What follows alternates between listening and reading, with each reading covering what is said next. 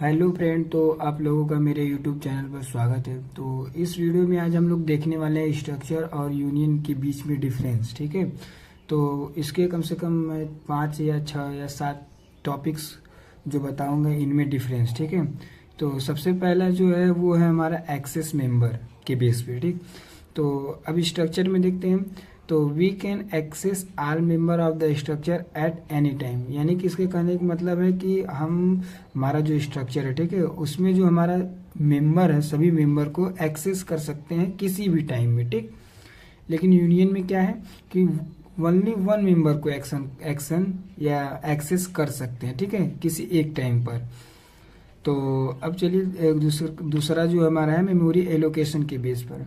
तो memory is allocated for all variable, यानी कि जो हमारा मेमोरी है वो एलोकेटेड रहेगा सभी वेरिएबल्स के लिए। जो स्ट्रक्चर में यूज होंगे वेरिएबल वो एलोकेटेड रहेंगे। ठीक है, लेकिन यूनियन में क्या है कि allocated memory for variable which variable require more memory, यानी कि इसका कहने का मतलब है कि जो वेरिएबल अधिक मेमोरी रिक्वायर करेंगे बस वही वेरिएबल इसमें एलोकेटेड होंगे। ठीक, अब तीसरा का जो है हमारा इनिशियलाइजेशन के बेस पे। ठीक, तो all member of structure can be initialised, यानी कि जिसमें स्ट्रक्चर में हमारे जो ऑल मेंबर होते हैं, ठीक है, उसको हम लोग इनिशियलाइज कर सकते हैं। ठीक, और यूनियन में क्या है ओनली द फर्स्ट मेंबर, इसमें जो हमारा पहला मेंबर होता है यूनियन का बस उसे ही हम लोग कैन बी इनिशियलाइज कर सकते हैं।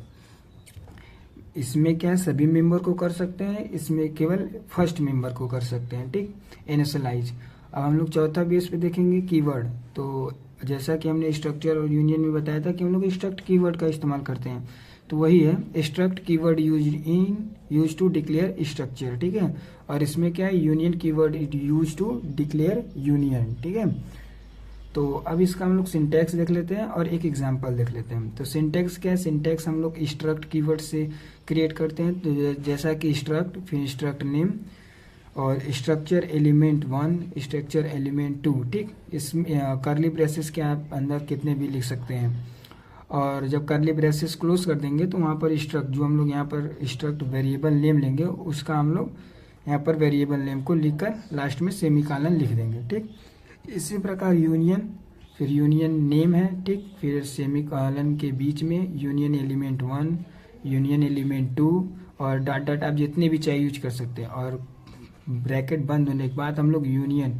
ठीक, कीवर्ड और वेरिएबल का शॉर्ट फॉर्म यानी कि वेरिएबल नेम, जिससे हम लोग कि उसे कॉल कर सके डॉट ऑपरेटर के साथ। तो उसी का एग्जाम्पल देख लीजिए। जैसे मैं स्ट्रक्ट कीवर्ड का इस्तेमाल किया, ठीक, फिर उसके बाद मैंने एक आइटम नाम का एक नेम दे दिया। ठीक, उसमें मैंने करली ब्रेसेस के अंदर उसका रोल नंबर दे दिया और नेम दे दिया। ठीक, अब मुझे उसे कॉल करना होता है तो मैं इसका short form variable name IT declare कर दिया। ठीक, इसी प्रकार मैंने यूनियन का आइटम और नेम, यूनियन कीवर्ड का इस्तेमाल कर कर एक आइटम नेम को जनरेट किया। ठीक, और उसमें मैंने दे दिया कि उसका रोल नंबर है और नेम है। ठीक, विथ डेटा टाइप इंट और 4। इंट किसके लिए है, रोल नंबर क्योंकि हमारा इंटीजर है, और 4 जो है हमारा कैरेक्टर है, यानी कि नेम हो सकता है जैसे राम, रवि, कुछ कोई भी नाम हो सकते हैं। और इसके लिए मैं यहाँ पर इट का इस्तेमाल किया उसको कॉल करने के लिए, अब विथ डॉट ऑपरेटर के साथ इसे, यानी कि वेरिएबल नेम जैसा कि यहाँ पर सिंटैक्स में लिखा हुआ है। ठीक, तो यदि स्ट्रक्चर एंड यूनियन के डिफरेंस में कोई भी डाउट रहेगा तो आप कमेंट करिएगा, जिससे मैं आपको सॉल्यूशन प्रोवाइड करा सकूंगा। यदि वीडियो अच्छी लगी हो तो चैनल को लाइक एंड सब्सक्राइब जरूर करें। यदि चैनल पर नए हैं तो वीडियो को अत्यधिक मात्रा में शेयर और चैनल को सब्सक्राइब जरूर करें। धन्यवाद।